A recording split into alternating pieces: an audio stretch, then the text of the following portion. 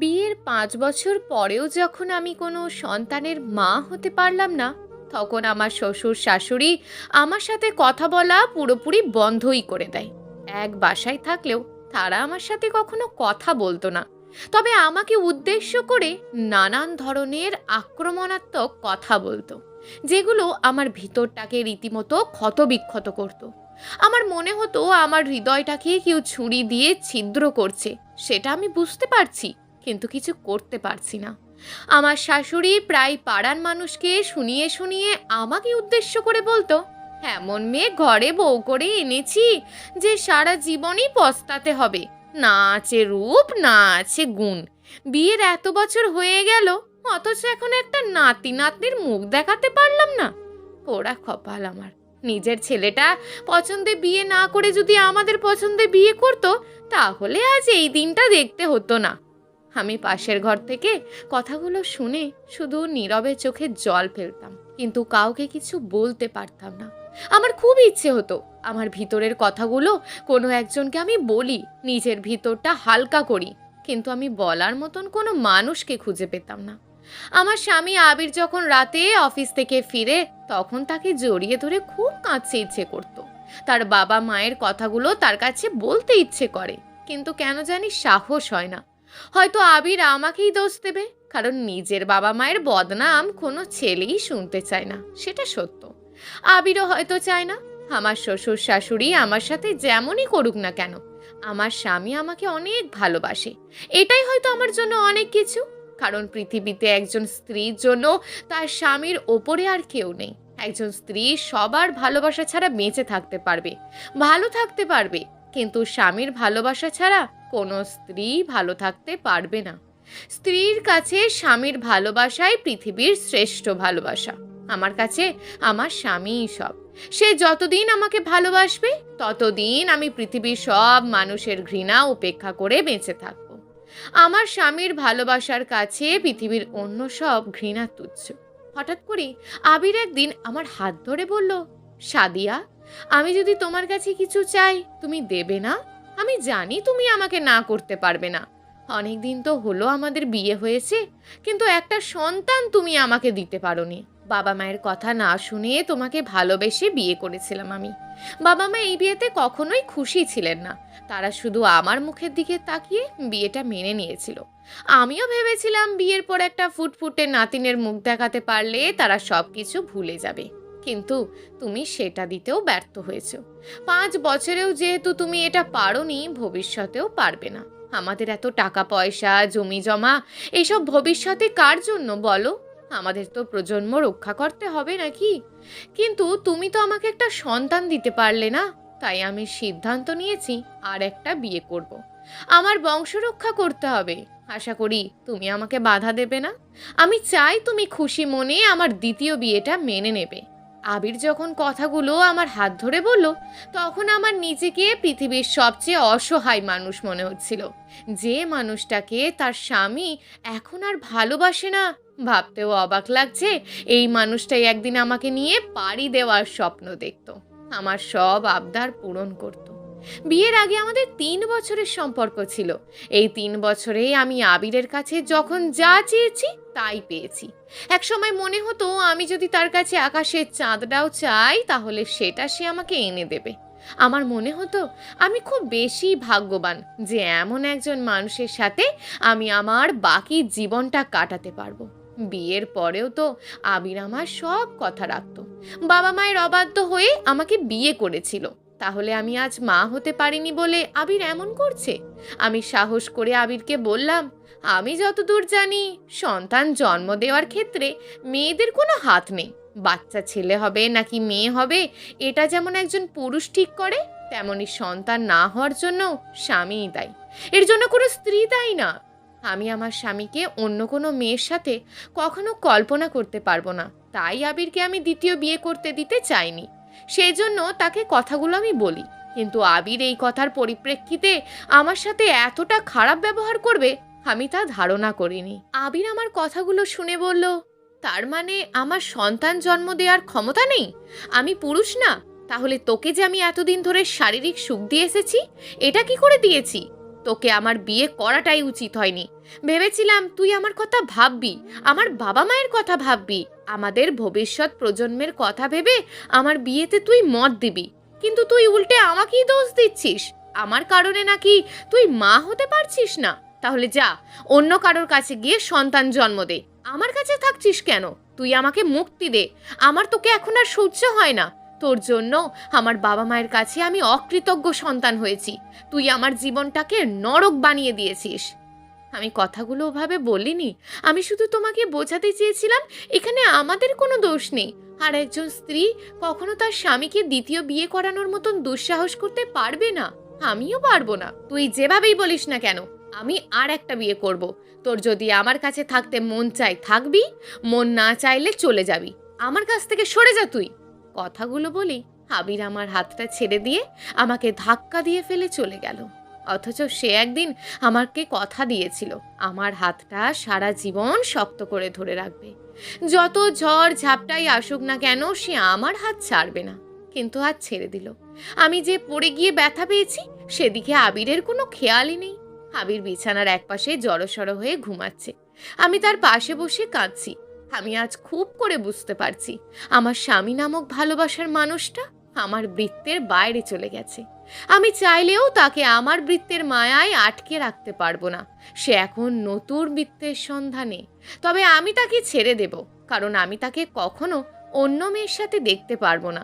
এর জন্য যদি আমাকে তাকে ডিভোর্স দিতে হয় তবুও আমি পিছাবো না। আমি চাই মানুষটা সুখে থাকুক। আবির কাল বিয়ে করেছে। এই বিয়েটা তার বাবা মায়ের ইচ্ছেতেই করছে। সবাই খুব খুশি বিয়েটা হচ্ছে বলে। তাদের ঘরে নতুন অতিথি আসবে, তাদের বংশের প্রদীপ রক্ষা করবে। তবে সবাই খুশি হলেও আমি খুশি হতে পারিনি। আমি কখনো ভাবিনি আমার জীবনে এমন একটা দিন আসবে নিজের স্বামীর বিয়ে নিজের চোখে দেখতে হবে। এটা আমি কোনোদিন পারবো না। তাই আজ আবিরকে আমি ডিভোর্স দিচ্ছি। তার সাথে সব সম্পর্কের অবসান ঘটিয়ে চলে যাব দূর অজানায়। আবির যখন ডিভোর্স পেপারে সাইন করছিল তখন তার চোখে মুখে আমি এক প্রকার আনন্দ দেখেছিলাম।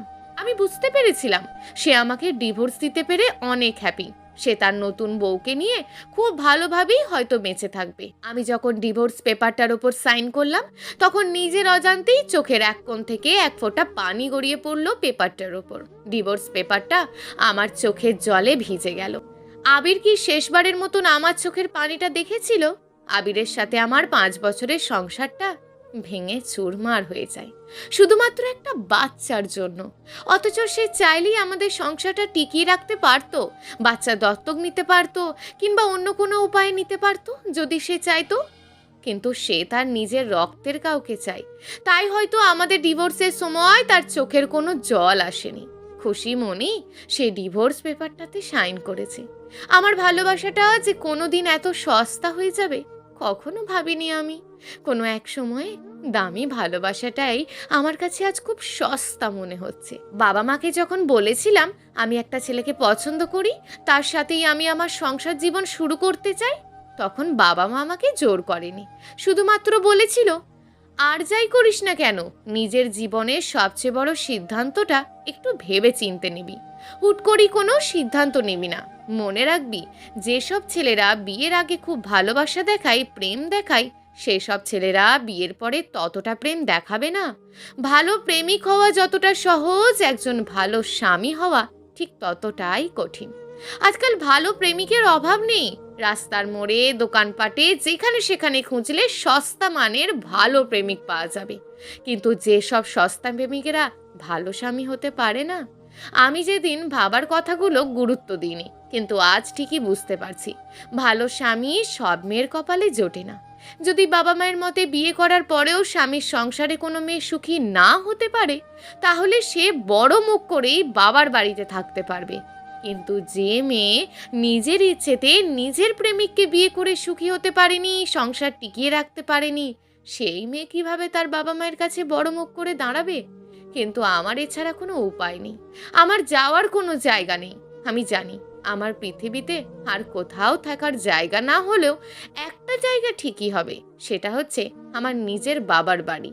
প্রতিটি বাবা মাকেই তাদের মেয়ের বিয়ের পরেও মেয়ের চোখের জল মুছে দেওয়ার জন্য সব সময় প্রস্তুত থাকতে হয়, কারণ বিয়ের পরে বিচ্ছেদ হয়ে বাপের বাড়ি ফিরে আসতে হতেই পারে।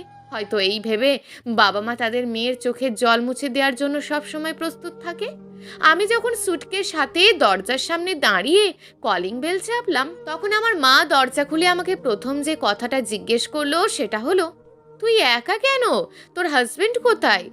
আমি তখন কিছু বলতে পারলাম না, শুধু বললাম, মা, আবির আবার বিয়ে করেছে, আমাকে ছেড়ে অন্য কাউকে। বলেই আমি মাকে জড়িয়ে ধরে কেঁদে দিই। বাসায় আসার কয়েকদিন হতে না হতেই বাবা আমার বিয়ের জন্য উঠে পড়ে রাখলেন। বুঝতে পারলাম আমাকে কেউ এভাবে দেখতে চায় না। আমার ভাইরাও চায় আমি বিয়ে করে সুখে শান্তিতে বেঁচে থাকি। তাই যেদিন বাবা আমাকে বলল, আমি তোকে আবার বিয়ে দেব, তোর জীবনের এখনো কিছুই শেষ হয়নি, যত টাকাই লাগুক আমি তোকে বিয়ে দেব, আমি সেদিন নীরবে দাঁড়িয়ে বাবার কথাটা শুনেছিলাম, হ্যাঁ না কিছুই বলিনি। তার প্রায় 1 মাস পর হঠাৎ করেই বাবা আমাকে বিয়ে দিয়ে দিলেন। আমিও জোর করলাম না।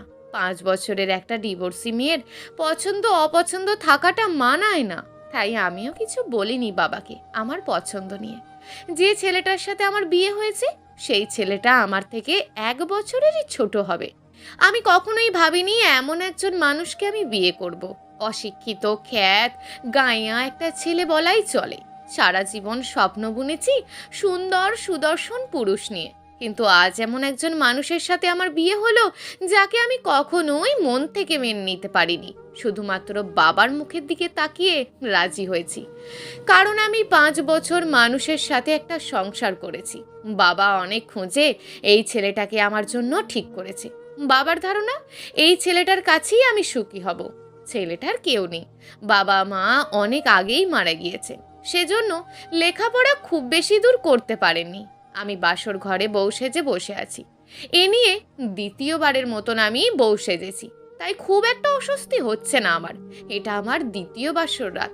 প্রথমবার যেমন খুব উত্তেজিত ছিলাম রাতটা নিয়ে, এবার ততটা উত্তেজিত নয়, কারণ যার সাথে আমার বিয়ে হয়েছে তাকে আমার পছন্দ না। তার সাথে একসাথে এক বিছানায় ঘুমাতে হবে এটা মনে হলেই গা ঘিন ঘিন করে। প্রতি রাতে ওই মানুষটার গায়ের ঘামের গন্ধে ঘুমাতে হবে, আমাকে এটা ভাবতেই কেমন জানি লাগছে।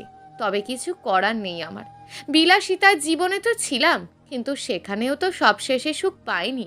তাই বাবা এবার আর টাকা পয়সাওয়ালা কারোর কাছে বিয়ে দেননি, বিয়ে দিয়েছেন গরিব একজন যুবকের কাছে, যে সভ্য সমাজের মানুষদের থেকে অনেক আলাদা। ওই তো ছেলেটা দরজা লাগিয়ে আমার দিকেই এগিয়ে আসছে। আমাকে হয়তো আমার অনুমতি ছাড়াই স্পর্শ করবে, কারণ এসব মানুষেরা শুধু শারীরিক সম্পর্কটাকেই বড় করে দেখে। এটাই শিক্ষিত আর অশিক্ষিত মানুষের মাঝে পার্থক্য। আমি জানি না আজ রাতে আমার জন্য কি অপেক্ষা করছে। হয়তো বা নিজের অনিচ্ছা সত্ত্বেও আমাকে শারীরিক সম্পর্ক করতে হবে। আমি হয়তো কয়েকটা দিন সুযোগ পাবো না নিজেকে মানিয়ে নেওয়ার। বুঝতে পারছি আপনি হয়তো আমাকে দেখে ভয় পাচ্ছেন, তবে ভয় পাওয়ার কিছু নেই। আমাকে নিয়ে যেমনটা ভাবছেন আমি কিন্তু তেমনটা না। হয়তো আপনার মতন অত পড়ালেখা করতে পারিনি আমি, তবে যতটুকু পেরেছি করেছি। আপনার বাবাকে আমি খুব সম্মান করি, উনি আপনার কথা আমাকে বলল, তবে কেন জানি তখন আমি না করতে পারিনি। আমি জানি আমাকে আপনার ভালো লাগেনি, তবে আমারও কিছু করার ছিল না। আমি যদি না করতাম তাহলে আপনার বাবা অনেক কষ্ট পেতেন। আমি তাকে কষ্ট দিতে চাইনি, উনি আমার জন্য অনেক করেছেন। বাবা মা মারা যাওয়ার পর যখন খাওয়ার অভাবে মরতে বসেছিলাম, তখন আপনার বাবাই আমাকে কাজ দিয়েছিলেন। তারপর আর বেঁচে থাকার জন্য আমাকে চিন্তা করতে হয়নি, তাই আমি তার অনুরোধটা ফেলতে পারিনি। আমাকে ক্ষমা করবেন, আপনার জীবনটা হয়তো নষ্ট করে দিয়েছি আমি। তবে আপনার এখানে যেভাবে ইচ্ছে সেভাবেই থাকবেন, আপনাকে কেউ কিচ্ছু বলবে না। আমিও আপনার ওপর কখনো আমার অধিকার খাটাতে আসবো না। আপনি ওপরে ঘুমান, আমি নিচে ঘুমাচ্ছি। কথাগুলো বলেই ছেলেটা নিচে বিছানা পেতে শুয়ে পড়ল। আমি মানুষটাকে খারাপ ভেবেছিলাম, অথচ মানুষটা মোটেও খারাপ না, সেটা তার কথাবার্তা শুনেই বোঝা যায়।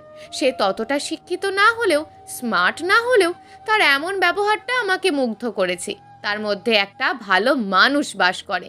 যে মানুষটা পৃথিবীর সবাইকে মুগ্ধ করার ক্ষমতা রাখে, মনে হলো পৃথিবীর সবচেয়ে নিরীহ মানুষটা আমার সামনে দাঁড়িয়ে কথা বলল, যার কথায় কোনো রাগ নেই, কোনো অভিমান নেই, আছে শুধু মুগ্ধতা। প্রথম প্রথম এই মানুষটার গায়ের ঘামের গন্ধ আমার কাছে অসহ্য লাগতো, কিন্তু আস্তে আস্তে আমি বুঝতে পারলাম এই লোকটার ঘামের গন্ধেই আমার ভবিষ্যৎ সুখ নিহিত। 5 বছরে ডিভোর্সি একটা মেয়ে এত ভালো মনের একটা মানুষকে নিজের স্বামী হিসাবে পাবে, এটা কেউ কল্পনা করতে পারে? পারে না। কিন্তু আমি পেরেছি। আমি তার সাথে খুব তাড়াতাড়ি নিজেকে মানিয়ে নিলাম। অথচ আমি ভেবেছিলাম কোনোদিন এই মানুষটার সাথে আমি নিজেকে মানিয়ে নিতে পারবো না, কিন্তু আমি নিয়েছি। মানুষটা অন্য সব মানুষদের মতন অত স্মার্ট না, সুন্দর না, শিক্ষিত না, তবে তার ভিতরটা যেন কেমন মানুষের থেকেও সুন্দর। আর একজন মানুষের বাহিরের সৌন্দর্য কিছুই না।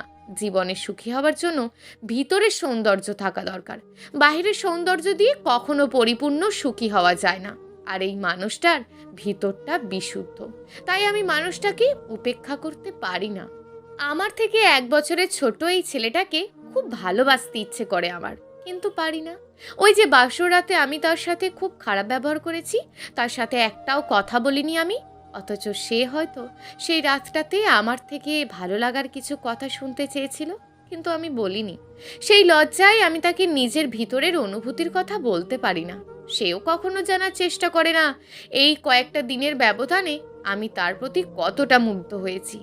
ছেলেটার নাম হাসান, দেখতে শ্যামবর্ণের একজন সাদা শিরের যুবক। আমি তার কোনো স্পর্শ পাইনি, সে কখনো আমার হাতটা পর্যন্ত ধরেনি, তবুও কেন জানি মনে হয় এই মানুষটা আমার ভিতরে বাস করে। আমার সব কিছুতে সে তার নিজের অধিকার প্রতিষ্ঠা করে নিয়েছে।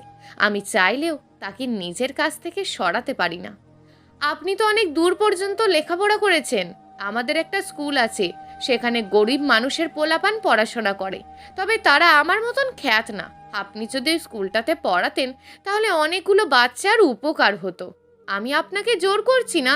বাসায় একা একা সবসময় উদাস মনে বসে থাকেন, যেটা দেখে আমার খুব খারাপ লাগে। যদিও আমার খারাপ লাগাতে আপনার কিছু যায় আসে না, তবু একটু ভেবে দেখবেন, যদি সম্ভব হয় পড়াবেন। হাসান যখন কথাগুলো বলল, তখন আমার ভিতরটা মনে হলো কেউ একজন অনবরত ছুরি দিয়ে আঘাত করছে। আমার সহ্য হচ্ছিল না। সে আমাকে এতটা নিচু মনের মানুষ ভাবে। সে কি জানে না মানুষ বদলায়, তার ব্যবহার বদলায়, সাথে ঘৃণাটাও ভালোবাসায় পরিণত হয়? সে জানবে কি করে? তাকে তো আমি কখনো বলিনি। তার খুব সাধারণ জাঁকজমকহীন জীবনযাপনটা আমার বড় ভালো লাগে। আমিও তার মতন করে তার সাথে এভাবেই খুব সাধারণভাবে চিরকাল বেঁচে থাকতে চাই। আমি যখন তাকে অবাক করে দিয়ে বললাম, আচ্ছা আমি ভেবে দেখব, আগে স্কুলের পরিবেশটা দেখব, তারপর ভালো লাগলে পড়াবো। আমার কথাটা শুনে হাসান কিছুটা হকচকিয়ে গেল। সে হয়তো ভাবেনি আমি বিষয়টা এত সহজভাবে নেব। তাই সে যখন খুশি মনে বলল, আপনি কবে যেতে পারবেন বলেন, আমি আপনাকে সেদিনই নিয়ে যেতে পারবো, সাথে আমাদের গ্রামটাও ঘুরিয়ে দেখাবো। ছেলেটাকে আজ প্রথম আমি হাসতে দেখলাম। ওরকম বিশ্রী হাসি না, শব্দ করে হাসে তেমনও হাসি না, খুব শান্ত শিষ্ট ভদ্র হাসি। একটা ছেলের হাসিতেও যে মুক্ত ঝরতে পারে, কোনো মেয়ে মুগ্ধ হতে পারে, সেটা আমার জানা ছিল না। কিন্তু সত্যি হাসানের হাসিটা আমাকে মুগ্ধ করেছে। ছেলেরা নাকি খুব সুন্দর করে কাঁদতে পারে, যেটা মেয়েরা পারে না। কিন্তু আমি তো এই ছেলেটাকে কাঁদতে দিতে চাই না। সে হাসবে, সব সময় হাসবে, যতদিন বেঁচে থাকবে ততদিন হাসবে। সে কখনো কাঁদতে পারবে না, আমি তাকে কাঁদতে দেব না। আজ প্রথম আমি তার সাথে বাইরে বের হয়েছি। তার সাথে মানে হাসানের সাথে। দুজন মানুষ পাশাপাশি বসলেও কেউ কারো সংস্পর্শে নেই। সে আমার থেকে যতটা সম্ভব দূরে সরে বসেছে। মনে হচ্ছে আমার সাথে একটু ছোঁয়া লাগলে তাকে আমাজন জঙ্গলে বনবাসে দেওয়া হবে। নিজের বিয়ে করা বউয়ের সাথে এক রিকশায় যাচ্ছে, অথচ ভিতুর মতন মাঝখানে খালের সমান দূরত্ব বজায় রেখেছে। আমার খুব বিরক্ত লাগছে। কি এমন হয় সাহস করে আমার হাতটা একটু হাতটাই রাখলে? খুব ভালো মানুষেরা মনে হয় ভীতু টাইপেরই হয়। হাসানও তেমন হয়েছে। আমি সাহস করে যখন তার হাতে হাত রাখবো, ঠিক তখনই সে তার হাতটা সরিয়ে দিল। অথচ সে দেখেনি আমি তার হাতে হাত রাখার জন্য সকল লজ্জা, অপমান, সংকোচ পিছনে ফেলে বাড়িয়ে দিয়েছিলাম নিজের অপবিত্র হাতটা তার বিশুদ্ধ হাতের ছোঁয়া পাওয়ার জন্য। কিন্তু আমি ব্যর্থ হয়েছি। এটাকেই বোধহয় ভাগ্য বলে। কথায় আছে না, অভাগা যদ্দাবি চায় সাগর শুকাইয়া যায়। আমার ক্ষেত্রেও তেমনই হলো। আমি আরও একবার তাকে দেখে বিস্মিত হলাম। রিক্সাওয়ালা ছেলেটা বয়সে বড়জোর 18 বছর হবে। এত ছোট একজন মানুষকেও সে আপনি করে অন্য সব মানুষদের মতন সম্মান দিয়ে কথা বলছে। অথচ এই মানুষটাকে আমি অশিক্ষিত ভেবেছিলাম। আবিরের সাথেও তো অনেক সময় অনেক জায়গায় রিক্সা করে গিয়েছি আমি, কিন্তু আবিরকে তো কখনো কোনো রিক্সাওয়ালাকে এতটা সম্মান দিয়ে কথা বলতে দেখিনি। সে বেশিরভাগ ক্ষেত্রেই তুই করে কথা বলে। বয়সে খুব বড় বেশি না হলে তুমি করে বলতো। শিক্ষিত হলেই কারোর কাছ থেকে ভালো ব্যবহার আশা করা যায় না। আবার অনেক অশিক্ষিত মানুষের কাছে থেকেও খুব সুন্দর ব্যবহার পাওয়া যায়। এটা আমি হাসানকে দেখেই বুঝতে পারলাম। তার প্রতি ভালোবাসার সাথে সাথে সম্মানটাও অনেক বেড়ে গেল। আমি ভেবেছিলাম সে আমার যোগ্য না, কিন্তু এখন মনে হচ্ছে আমিই তার যোগ্য না।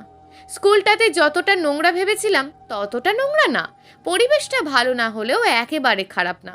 যখন জানতে পারলাম স্কুলটাতে হাসানের অনেক অবদান আছে, তখন কেন জানি আরও একবার তার প্রতি আমি মুগ্ধ হলাম। একটা মানুষের মাঝে কি এমন থাকে যে তার প্রতি বারবার এত মুগ্ধ হওয়া যায়, আমার জানা নেই।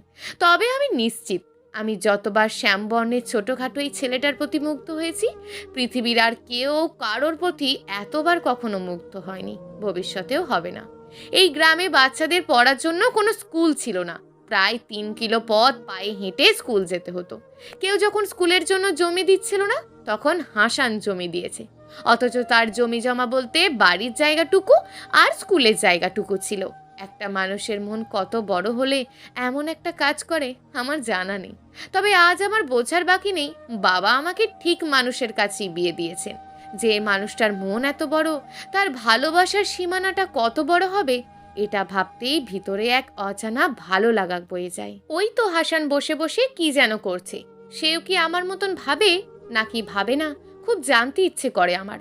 আমি আজ সব ভয়কে জয় করে তাকে বলবো আমার তাকে ভালো লাগে, আমি তাকে খুব করে কাছে পেতে চাই। এই শোনো ছোট ছেলে, তুমি এমন কেন? আমাকে বোঝো না কেন? এত ভীতু হলে চলে? আজ থেকে তুমি সারাদিন যেখানেই থাকো না কেন, সন্ধ্যা হলে আমার কাছে ফিরে আসবে। আমি দিনের আলোয় তোমাকে ভালোবাসতে পারবো না, আমি লজ্জায় মরে যাব। অন্ধকার রাতে যখন পৃথিবীর সব মানুষ ঘুমিয়ে যাবে, কারোর কোনো সারা শব্দ থাকবে না, একটা কাক পক্ষীও জেগে থাকবে না, তখন আমি তোমাকে জড়িয়ে ধরে ঘুমাবো। তুমি কিন্তু না করবে না। আমি তোমাকে শুধু জড়িয়ে ধরে ঘুমাবোই না, পুরুষদের যত রকম চাহিদা থাকে আমি তোমার সেই সব চাহিদা পূরণ করব। তোমাকে আমার হৃদয়ের সবটুকু ভালোবাসা দিয়ে দেব।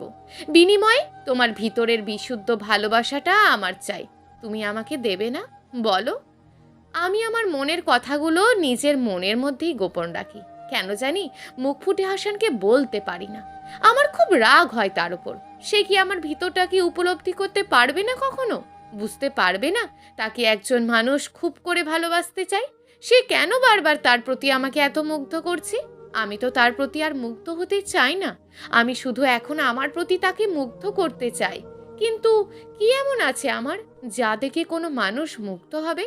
হাসান মুগ্ধ হবে? আমার সব কিছুই তো আমি নষ্ট করে ফেলেছি। তাকে মুগ্ধতা উপহার দেওয়ার মতন কোনো কিছুই যে অবশিষ্ট নেই আমার।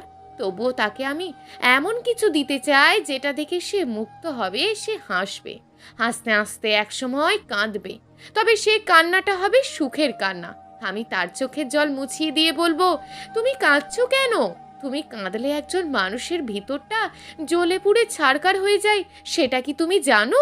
তুমি আর কখনো কাঁদবে না, সুখেও না দুঃখেও না। আমি তোমাকে কাঁদতে দেখতে পারি না। বলো তোমার কি চাই আমার কাছে?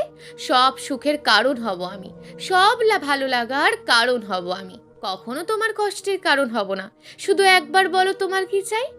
অমনি হাসান আমাকে শক্ত করে জড়িয়ে ধরে কাঁদতে শুরু করবে। আমি তার কানে ফিসফিস করে বলবো, এই ছেলে কাঁদছো কেন? একটুও কাঁদবে না, কাঁদলে তোমাকে খুব জঘন্য দেখাই। এই ফাঁকে আমি তার কানের একপাশে নিজের নরম ঠোঁটে স্পর্শ দেব। এমন একটি দিনের জন্যই বোধহয় আমি এখনো বেঁচে আছি, না হলে কবেই মরে যেতাম। এমন ভালোবাসার মানুষ রেখে কেউ মরতে পারে? হয়তো সবাই পারবে, কিন্তু আমি পারবো না। আমি হাসানের ভালোবাসাটা নিজের করে পাওয়ার জন্যে হলেও আরও কিছুদিন বেঁচে থাকতে চাই। তার ভালোবাসা পাওয়ার আগেই যদি আমি এই সুন্দর পৃথিবী ছেড়ে চলে যাই, তাহলে হয়তো আমার থেকে দুর্ভাগা আর এই পৃথিবীতে একটিও থাকবে না। আমি বিয়ের পর এই প্রথম নিচে থেকে হাসানের সাথে কথা বলতে যাচ্ছি। এর আগে কখনো তার সাথে আমি ইচ্ছে করে কথা বলিনি, কিন্তু আজ বলবো। আমার তার সাথে কথা বলতে ইচ্ছে হয়, তার পাশে বসে তার হাত ধরে গল্প করতে মন চায়। আমার এই ইচ্ছেগুলো হলো জীবন্ত। আমি চাইলেও এই ইচ্ছেগুলোকে কখনো শেষ করতে পারবো না। আমি যতদিন বেঁচে থাকবো আমার মনের মধ্যে ততদিন আমার এই ইচ্ছেগুলো জীবন্ত থাকবে। আমি যখন হাসানকে বললাম, আপনি কিন্তু বলেছিলেন আমাকে এই পল্লী প্রকৃতির সৌন্দর্যে ভরা গ্রামটা ঘুরিয়ে দেখাবেন, আপনি কিন্তু আপনার কথাটা রাখেননি। আপনি এমন কেন? কথা দিয়ে কথা রাখেন না? তখন হাসান আমার কথা শুনে এমন ভাব করলো যেন মনে হলো আমি 7 আসমান থেকে নেমে এসেছি তার সাথে কথা বলার জন্য। আর তাই হয়তো সে অনুনয় ভরা নিরীহ কণ্ঠে বলল, আমার মনে ছিল না, আপনি কিছু মনে করবেন না। আসলে অনেক কাজের মধ্যে থাকি তো, তাই হয়তো ভুলে গেছি। অথচ এটা আমার মনে রাখা উচিত ছিল, কিন্তু আমি পারিনি। সেদিন আপনি যখন বললেন স্কুলের বাচ্চাদের পড়াবেন, সেই খুশিতে সব ভুলে গিয়েছি। আমাকে ক্ষমা করবেন। তবে এখন আর ভুলবো না। কালকে সারা দিন আপনাকে এই গ্রামটা ঘুরিয়ে দেখাবো। যত খুশি মন ভরে দেখবেন। আপনাকে যদি আমি তুমি করে বলি, তাহলে কি আপনি রাগ করবেন? আপনি মনে হয় আমার থেকে ছোটই হবেন। কেন জানি আপনাকে আপনি বলতে আমার ভালো লাগছে না, তুমি করে বলতে ইচ্ছে হয়। যতটা ছোট ভাবছেন ততটা কিন্তু ছোট না আমি। হিসেব করলে দেখা যাবে খুব বেশি হলেও 6-7 মাসের হবে। আর মানুষ তুমি তো সবাইকেই বলে না, যারা খুব কাছের মানুষ তাদেরকেই কেবল তুমি বলা যায়। আমি তো আপনার কাছের কেউ না, কাগজে কলমে কাছের হলেও মনের দিক থেকে তো অনেক দূরের।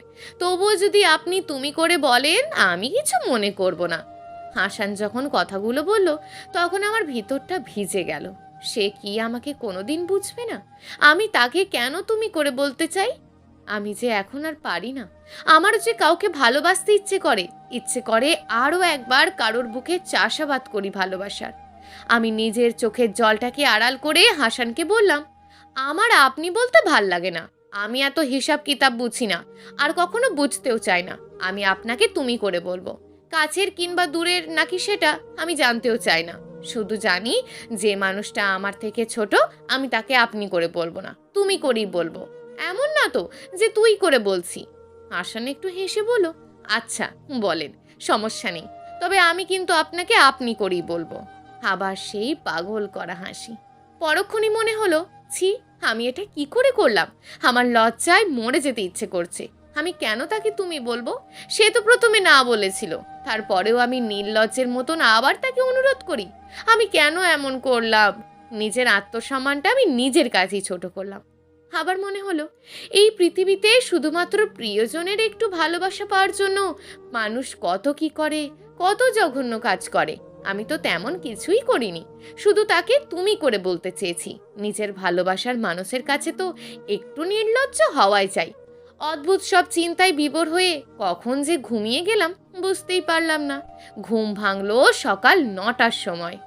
জানালা দিয়ে সূর্যের মিষ্টি আলোটা গায়ে এসে পড়ছে আমার। খুব ভালো লাগছে আমার। আরও ভালো লাগতো যদি হাসান আমার পাশে বসে থাকতো, কিন্তু সে নেই। ঘুম থেকে উঠেই কোথায় যেন চলে গেছে, হয়তো বাজার করতে চলে গেছে। আজকের সকালটা আমার কাছে খুব সুন্দর লাগছে। মনে হচ্ছে আমার 24 বছর জীবনে এত সুন্দর সকাল আগে কখনো দেখিনি আমি। অথচ কত শত সকাল আমি যে আমার প্রথম ভালোবাসার মানুষটির সাথে কাটিয়েছি সেটা কারোর অচেনা নয়। কিন্তু আজকের সকালটার কাছে সেসব অগণিত সকালগুলোকে খুব তুচ্ছ বলে মনে হচ্ছে। এই স্নিগ্ধময় মুগ্ধকর সকালটার সাথে আমাকেও কি খুব সুন্দর লাগছে না আজ? কিন্তু এই কথাটা বলার মতন কেউ নেই। আমাকেও আজ খুব সুন্দর লাগছে। হাসান হয়তো আমার দিকে নিজের বউয়ের দৃষ্টিতে কখনো তাকায় না, তাহলে নিশ্চয়ই সেও বলতো, আজ তোমাকে খুব সুন্দর লাগছে, ইচ্ছে করছে আবারও তোমার প্রেমে পড়ি, তোমার চোখে চোখ রেখে আমার পৃথিবীটাতে নতুন করে দেখি। এক গাদা বাজার করে নিয়ে এসছে হাসান, সেগুলোকে এখন রান্না করছে সে। আমি তার থেকে কিছুটা দূরে দাঁড়িয়ে মুগ্ধ নয়নে তাকে দেখছি। একটা ছেলেও যে এত ভালো রান্না করতে পারে কখনো জানা ছিল না, কিন্তু এই ছেলেটা পারে। হয়তো বা বাস্তবতা তাকে বাধ্য করেছে। আমি যদি কখনো রান্না না করি তাহলে সে আমাকে কোনো কারণে জিজ্ঞাসাও করবে না কেন রান্না করিনি, নিজেই চুলায় ভাত বসিয়ে দেবে। আজকে আমাকে 9টার পরেও বিছানায় দেখে নিজেই রান্না করার কাজে ব্যস্ত হয়ে পড়েছে। আমি বিছানা থেকে রান্নাঘরে উঁকি দিতেই হাসান দেখতে পাই। তখন থেকেই দাঁড়িয়ে দাঁড়িয়ে তার মেয়েলি কাজকর্মগুলো দেখছিলাম। সকালে খাওয়ার সময় যখন বললাম, তুমি এত ভালো রান্না কার কাছ থেকে শিখেছো? তুমি তো আমার থেকেও ভালো রাঁধতে পারো। কারোর কাছ থেকে শিখিনি, কেউ তো ছিল না কখনো রান্না করে দেওয়ার মতন, তাই নিজেকেই করতে হয়। এখন থেকে আমি রান্না করব, তোমাকে রান্না করতে হবে না। আপনি রান্না করবেন? আপনি তো কখনো 10টার আগেই ঘুম থেকে ওঠেন না। হাসছো কেন? খুব খারাপ দেখাচ্ছে। আচ্ছা, হাসবো না। আজকে কিন্তু আমাকে গ্রাম ঘুরিয়ে দেখানোর কথা, মনে আছে তো? হ্যাঁ, মনে থাকবে না কেন, একটু পরেই বের হব। সারাদিন ঘুরবেন। বিয়ের পর আজ প্রথম আমি শাড়ি পরেছি, নীল শাড়ি। অনেকদিন পর আজ খুব সুন্দর করে সেজেছি। মনে হচ্ছে কেউ একজন আছে যার জন্য আমাকে সব সময় পরিপাটি রাখা দরকার। হাসান আজকে আমাকে দেখে মুগ্ধ হবে কি, নাকি অন্য সব দিনের মতোই খুব সাধারণভাবেই আমার দিকে একবার তাকিয়ে চোখ ফিরিয়ে নেবে? কিন্তু না, হাসান আমাকে দেখে কিছুটা সারপ্রাইজড হলো। সে আমার দিকে তাকিয়ে আমাকে দেখছে, চোখের পলক ফেলার কোনো নামই নেই। এই প্রথম সে এতটা ভালো লাগা নিয়ে আমার দিকে তাকিয়ে আছে। আমার খুব ভালো লাগছে। আমি তাকে নিজের প্রতি কিছুটা হলেও মুগ্ধতা উপহার দিতে পেরেছি। যখন দেখলাম সে কিছু বলছে না, আমার দিকে শুধু তাকিয়ে আছে, তখন আমি তাকে বললাম, কি হলো, কি দেখছো অমন করে? আমার কথা শুনে সে তার ভাবনার জীবনের পরিসমাপ্তি ঘটিয়ে বর্তমানে ফিরে বলল, কিছু না। আপনি আজ শাড়ি পরেছেন, কেন জানি চোখ ফেরাতে পারছি না। খুব সুন্দর লাগছে আপনাকে। হাসানের এই একটা কথা শুনে যে আমার ভিতরে কতটা ভালো লাগা কাজ করেছে সেটা হয়তো আমি বোঝাতে পারবো না। নিজের স্বামীর কাছ থেকে যখন কোনো একটা মেয়ে এরকম কিছু শোনে, তখন তার যতটুকু ভালো লাগে তার থেকে 1000 গুণ ভালো লাগছে আমার। আমি সব সময় ভেবেছি, কি এমন আছে আমার যা হাসানকে দেওয়া যায়, যেটা দেখে সে মুগ্ধ হবে, কিন্তু আমি খুঁজে পাইনি। আজ না চাইতেও তাকে আমি আমার প্রতি মুগ্ধ করতে পেরেছি। এটাই বা কম কিসের? গ্রামের আঁকাবাঁকা রাস্তা দিয়ে শাড়ি পরা সুন্দরী একটা মেয়ে খুশি মনে হাঁটছে। তার পাশে খুব সাধারণ একজন মানুষ তাকে সঙ্গ দিচ্ছে। মাঝে মাঝেই সবাই কেমন করে যেন তাকাচ্ছে। হয়তোবা অনেকেই জানেন না এরা দুজন স্বামী স্ত্রী। হাসান আমাকে নতুন নতুন জিনিস দেখাচ্ছে, চেনাচ্ছে, যেগুলোর নাম আমি জানি না, সেগুলো হাসান আমাকে বলছে। হঠাৎ করেই দেখলাম জলবতী বিল। সেই বিলে শত শত শাপলা সৌন্দর্যের প্রতীক হয়ে মাথা উঁচু করে দাঁড়িয়ে আছে। আমি নিজের অজান্তেই হাসানকে বললাম, কি সুন্দর দৃশ্য। আমার ইচ্ছে করছে এই মনোমুগ্ধকর দৃশ্যটা নিজের হাতে ছুঁই, নেমে যাই বিলে। তখন হাসান বলল, আসুন, সামনে নৌকা আছে, আপনার ইচ্ছেটা পূরণ হবে। আমি তো সাঁতার জানি না, যদি ডুবে যাই তাহলে তো মরে যাব। মরবেন না, আমি সাঁতার জানি। আপনি কি করে ভাবলেন আমি থাকতে আপনাকে পানিতে ডুবে মারা যাবেন? আমি মরলেই বা তোমার কি? আমি কে হই তোমার? আমি তো আর আপন কেউ না তোমার। অনেক কিছুই হবে। আপনি মরে গেলে তো আমি একা হয়ে যাব। আমি তো আর বিয়ে করতে চাই না, জীবনে তো বিয়ে একটাই। আমি তো তোমাকে নিজের স্বামীর অধিকার এখনো দিইনি। বউ হিসাবে যা করা দরকার সেটাও করছি না। তবুও আমার জন্য এত চিন্তা কেন তোমার? করেননি তো কি হয়েছে, তাই বলে কি আমি করব না? এমনটা তো না।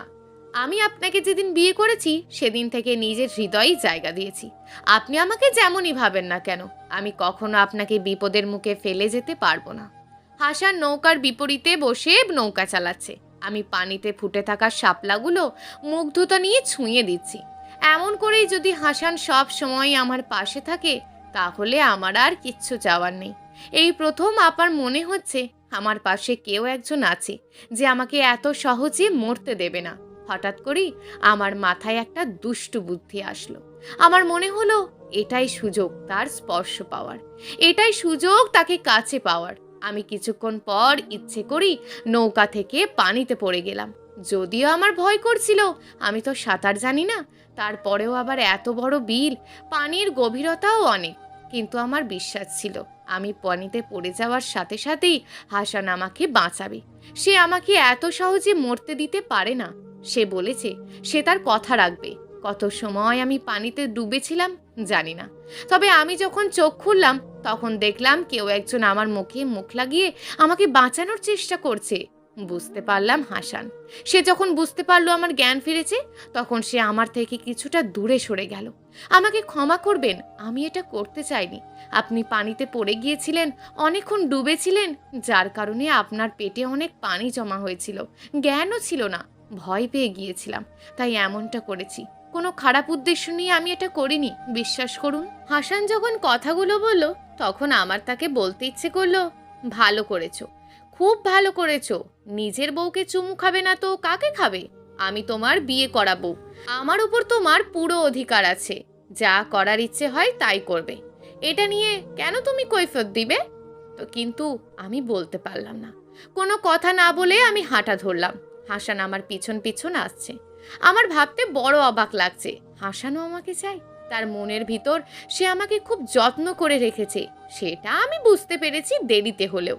কিন্তু কেউ কাউকে কথাটা বলতে পারছি না। এই ঘটনার পর হাসানের সাথে আমার প্রায় 2 দিন তেমন কথা হলো না। আজ অনেক দিন পর বৃষ্টি খুব ভালো লাগছে আমার। হাসানকে যখন সাহস করে বললাম, এই ছেলে চলো ছাদে যাই, বৃষ্টিতে ভিজবো আমি, ভিজবে আমার সাথে? তখন হাসান কিছু বলল না। বুঝলাম তার খুব একটা ইচ্ছে নেই, তবুও সে কিছু সময় পর বলল, আচ্ছা চলেন। বৃষ্টিতে ভেজার সময় আমার কি যে হয়েছিল আমি জানি না। আমি যখন হাসানকে বললাম, এত দূরে দাঁড়িয়ে আছো কেন, একটু কাছে আসলে কি এমন হয়? তখন হাসান আমাদের মাঝে দূরত্বটাকে নিশ্চিহ্ন করে দিয়ে আমার খুব কাছে আসলো। সে কাছে আসলেই আমি তার হাত ধরে ফেলি। সে কিছু বলে না। হঠাৎ করেই আকাশে বিদ্যুৎ চমকায়, আর আমিও ভয় পাওয়ার অভিনয়ে হাসানকে জড়িয়ে ধরি। হাসানও বোধহয় নিজেকে সেদিন সংযত রাখতে পারেনি, তাই হয়তো সেও আমাকে পরম আদরে বুকে জড়িয়ে নিয়েছিল। তারপর সেদিন আমরা নতুনভাবে দুজন দুজনকে ভালোবাসতে শুরু করি। আমার সমস্ত শরীরে আমি তার শীতল স্পর্শ অনুভব করি। এক সময় আমরা ঘরে চলে আসি একজন আরেকজনকে ভালোবাসার জন্য। সেদিনের পর থেকে আমার নতুন এক জীবন শুরু হয়। আমি যে মানুষটাকে মন থেকে চাইতাম কিন্তু বলতে পারতাম না কখনো, এখন সে মানুষটাকে জড়িয়ে ধরে প্রতি রাতে ঘুমাই। আমার প্রতিটা সকাল শুরু হয় আমার প্রিয় মানুষের নিষ্পাপ মুখটা দেখে। সবসময় দেখে এসছি বউ তার জামাইয়ের ঘুম ভাঙায়, কিন্তু আমার ক্ষেত্রে উল্টো। আমার ঘুম ভাঙায় আমার জামাই। আমি যতবার অভিমান করি ততবারই সে কোনো না কোনোভাবে আমার পাহাড় সমান অভিমানটা ভাঙিয়েই ছাড়বে। আমিও মাঝে মাঝে ইচ্ছে করে অভিমান করি, কারণ আমি জানি আমার 1000 বার অভিমান করলেও কেউ একজন আমার অভিমান ভাঙাবে। এমন একজন মানুষ থাকলে অভিমান না করে পারা যায়? যায় না। কোনো এক পড়ন্ত বিকেলে যখন আমি সূর্যের মিষ্টি রোদের হলুদ আলোয় বসে মগ্ন হয়ে কফির কাপে চুমুক দিচ্ছিলাম আর ভাবছিলাম জীবন কত সুন্দর, আমরা এই জীবনটাকে জটিল করে ফেলি। আবিরের সাথে যখন বিচ্ছেদ হয় তখন বেঁচে থাকার কোনো ইচ্ছেই হতো না, কিন্তু এখন যখন হাসানের সাথে আছি তখন মরতে ভয় হয়। আমার মনে হয় এত ভালোবাসা রেখে আমি মরেও শান্তি পাবো না। হঠাৎ করেই তখন আমি মাথা ঘুরে পড়ে যাই। জ্ঞান ফেরার পরে হাসপাতালের বেডে নিজেকে আবিষ্কার করি। চোখ খুলতেই দেখি হাসান আমার হাত ধরে খুশি মনে বসে আছে। আমি যখন হাসানকে জিজ্ঞেস করলাম কি হয়েছিল আমার, তখন সে আমাকে জড়িয়ে ধরে বলল, তুমি মা হতে চলেছ, আমি বাবা হব। হাসানের কথা শুনে আমার চোখে জল চলে এলো। আমার অতীত আমাকে নাড়া দিল। এই সন্তানের জন্যই তো আমার 5 বছরের সংসার ভেঙে গিয়েছিল। তবে ভালোই হয়েছিল। সেদিন বুঝেছিলাম খারাপ সময়ে মানুষ চেনা যায়। আমিও চিনেছিলাম। বাবা মা যখন জানতে পারলো আমি মা হতে চলেছি, তখন তারা আর দেরি করেনি, হাসপাতালেই আমাকে দেখতে এসেছিল। আমি হাসানকে রেখে বাপের বাড়ি চলে যাই। হাসানকে এত করে বলার পরেও সে আমার সাথে আসলো না। তার নাকি কাজ আছে কি সব, কয়েকদিন পর আসবে। আমিও তাকে জোর করলাম না, কারণ আমি জানি সে কাজ শেষ করেই আমার কাছে চলে আসবে। কয়েক মাস পর আমি ছেলে সন্তানের মা হলাম। সবাই খুব খুশি। বাবা মা ভাই ভাবি সবাই আমার ছেলে হওয়াতে অনেক খুশি হয়েছে। হাসান বোধহয় সবচেয়ে বেশি খুশি হয়েছে। আমি এই ছেলেটাকে সব সময় এভাবেই হাসি খুশি দেখতে চাই। যে মানুষটা আমার দুঃখের জীবনটাকে এত সুখে ভরিয়ে দিয়েছে, সে মানুষটার জন্য আমি যাই করি না কেন সেটাই কম হবে। 3 বছর পর শহরে এসেছি। আজ আমার জীবনে সব কিছুই আছে। আমি একজন আদর্শ স্বামী পেয়েছি। সে আমাকে আমার জীবনের শ্রেষ্ঠ উপহার দিয়েছে। আমাকে একটা সন্তান দিয়েছে। একটা বাচ্চা একজন মায়ের কাছে কতটা গুরুত্বপূর্ণ সেটা শুধু আমিই জানি। আর সেটা যদি হয় কোনো সংসার ভাঙার কারণ, তাহলে তো কোনো কথাই নেই। হঠাৎ করেই বহুদিনের চেনা পরিচিত সেই মানুষটার সামনে দাঁড়িয়ে, হ্যাঁ, আবির আমার সামনে দাঁড়িয়ে, তাকে দেখে আমি খুব বেশি অবাক হলাম। আগের সেই সুন্দর চেহারাটা এখন আর নেই। কালের বিবর্তনে চেহারাটা নষ্ট হয়ে গিয়েছে। মুখে বড় বড় দাড়ি, চুলগুলো এলোমেলো, দেখতে খুবই খারাপ লাগছে। আবিরকে দেখা মাত্রই আমি হাসানকে বললাম, তুমি ভিতরে গিয়ে বসো, আমি আসছি। কেমন আছো? ভালো আছি, তুমি কেমন আছো? তোমার প্রজন্ম রক্ষা করছো নিশ্চয়ই? না, তুমি চলে যাওয়ার পর আমার জীবনটা নরকে পরিণত হয়েছে। আমি তোমাকে যে কারণে আমার কাছ থেকে দূরে ঠেলে দিয়েছিলাম, সেই একই কারণে আমার স্ত্রীও আমাকে ছেড়ে চলে গেছে। মানে? বুঝলাম না।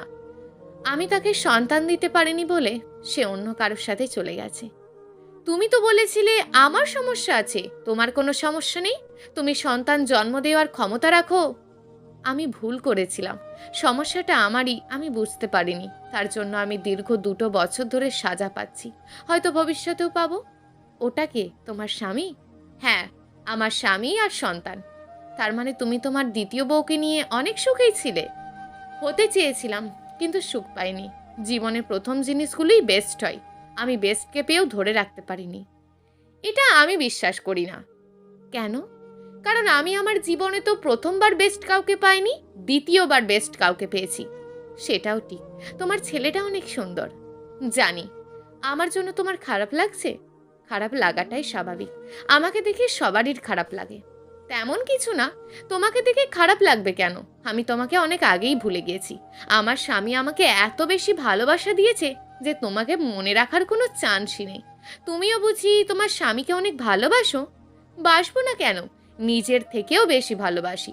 ততটাই ভালোবাসি যার বেশি আর ভালোবাসা যায় না। আজকে একটা কথা খুব জানতে ইচ্ছে করছে। কি কথা? তুমি তো একসময় বলেছিলে তোমার প্রজন্ম রক্ষা করতে হবে, তার জন্য তোমার একটা নিজের বাচ্চা দরকার। তোমার বাবা মাও তো তোমার সাথে তাল মিলিয়েছিল। এখন কিভাবে তুমি তোমার ভবিষ্যৎ প্রজন্ম রক্ষা করবে? তুমি কি এখনো আমাকে ঘৃণা করো? তোমাকে ভালোবাসার মতো কি কোনো কারণ আছে? তোমার মতন মানুষকে ঘৃণা না করে উপায় আছে? তোমাকে একটা সাজেশন দিচ্ছি। কি? তুমি আবার বিয়ে করে নাও, তারপর তোমার বউকে এক রাতের জন্য অন্য কারোর কাছে রেখে আসো। তাহলেই তো তোমার প্রজন্ম রক্ষা হবে। দুনিয়ায় সবাই জানবে বাচ্চাটা তোমার, শুধু তুমি জানবে বাচ্চাটা অন্য কারোর। খুব রাগ হচ্ছে না আমার কথাগুলো শুনে? আমারও হয়েছিল যেদিন তুমি আমাকে বলেছিলে অন্য পুরুষ দিয়ে সন্তান জন্ম দিতে। একটা কথা মনে রেখো, কিছু কিছু জিনিস সৃষ্টিকর্তা মানুষদের হাতে দেন না। সন্তান জন্ম দেওয়াটাও তেমন, এটা আমাদের হাতে থাকে না। যে জিনিসগুলো মানুষের হাতে থাকে না, সেই জিনিসগুলোর জন্য কাউকে এত বড় কষ্ট দেওয়াটা উচিত না। কিন্তু তুমি দিয়েছিলে। কি সুখ পেয়েছো তুমি? কোনো সুখই তো পাওনি। কাউকে অকারণে কষ্ট দিয়ে এই পৃথিবীতে খুব কম মানুষই সুখী হতে পেরেছে। আমি চলে আসি। আমি জানি আমার কথাগুলো আবিরের ভিতরটাকে ছিঁড়ে ছিঁড়ে খাচ্ছে, কিন্তু আমাকেও খেয়েছে। আমি ধৈর্য ধরে অপেক্ষা করেছিলাম শুধুমাত্র এই দিনটার জন্য। আমার মনের ভিতর যে ক্ষতগুলো জমা হয়েছিল আজ সব বের করে দিয়েছি। হয়তো আবির ভাবছে আমি তার কাটা ঘায়ে লবণ ছিটিয়ে দিলাম, তাতেও আমার দুঃখ নেই। আমি যে তাকে আমার ভিতরের কথাগুলো শোনাতে পেরেছি, তাকে বোঝাতে পেরেছি, দেখাতে পেরেছি, সে আমাকে ঘাড় ধাক্কা দিয়ে তার জীবন থেকে বের করে দিলেও আমি মরে যাইনি। আমি তাকে ছাড়াও সুখী হয়েছি, বাচ্চার মা হয়েছি। সে এটা থেকে সারা জীবন অনুতপ্ত হবে, এটাই বা কম কিসের? হাসান আমাদের ছেলে অয়নকে নিয়ে বসে আছে। অয়ন তার বাবার কোলে বসে হাসছে। ছেলেটাও তার বাবার মতন হয়েছে, ছেলেটার হাসিও তার বাবার মতন। আমি যেমন হাসানের হাসি দেখে মুগ্ধ হই, আমি নিশ্চিত আমার ছেলের হাসি দেখেও হাজার হাজার মেয়ে মুগ্ধ হবে। হাসানকে বলেছিলাম এখনই আসবো, কিন্তু অনেক দেরি করে ফেলেছি। সে তো আমার ওপর অভিমান করে না কখনো, কিন্তু কেন জানি মনে হচ্ছে আজ করবে। আমিও চাই সে খুব অভিমান করুক। সে যেমন আমার অভিমান ভাঙায়, আমিও আজ তার অভিমান ভাঙাবো। স্বামী আর বাচ্চাকে এত সময় কেউ বসিয়ে রাখে? বসিয়ে রেখেছি তো কি হয়েছে? কিছু হয়নি। ধুর, তুমি এমন কেন? এত ভালো কেন বাসো আমায়? আমি আবার কি করলাম? আমি তোমাকে 2 মিনিটের কথা বলে 10 মিনিট বসিয়ে রাখলাম, তুমি আমার উপর রাগ করবে না, অভিমান করবে না? এটা কিছু হলো? পারি না তো, আমি চাইলেও তোমার উপর রাগ করতে পারি না। আমার বুঝছি অন্য সব মেয়েদের মতন নিজের স্বামীর রাগ ভাঙাতে ইচ্ছে করে না। আমি তোমার এই ইচ্ছেটা হয়তো কখনো পূরণ করতে পারবো না। কেন পারবে না? কারণ আমি শুধু তোমাকে ভালোবাসতে পারি, তোমার উপর রাগ কিংবা অধিকার করার ক্ষমতা বিধাতা আমাকে দেয়নি। এত ভালোবাসা কোথায় রাখবো? আমাকে দিও। কথাটা বলেই হাসান আমার হাত ধরে বলল, এখন চলো, যে কাজের জন্য এসেছি সেটা করি। অয়নের জন্মদিনে তো অয়নকে উপহার দেবে, সামনে যে আমার জন্মদিন আসছে সে খেয়াল আছে? হ্যাঁ আছে। আমাকে কি দেবে? তুমি কি চাও? আমার কিছু চাই না, অয়নের জন্য একটা বোন চাই, দেবে তো? কথাটা বলে নিজের অজান্তেই আমি হেসে দিই। আমার হাসি দেখে অয়নও হাসে, অয়নের হাসি দেখে হাসানো হেসে দেয়। আবার সেই পাগল করা মন মাতানো হাসি, যেই হাসিতে লক্ষ কোটি বার আমি মুক্ত হয়েছি, এখনো হচ্ছি, ভবিষ্যতেও হব। প্রিয় দর্শক, এই গল্পটা আপনাদের কেমন লাগলো তা অবশ্যই একটি কমেন্ট করবেন। আর যদি গল্পটা আপনাদের ভালো লেগে থাকে তাহলে ভিডিওটিতে একটি লাইক করে দেবেন এবং এই ধরনের ভিন্ন স্বাদের গল্প শোনার জন্য চ্যানেলটিকে অবশ্যই সাবস্ক্রাইব করে আমাদের সঙ্গে যুক্ত থাকুন।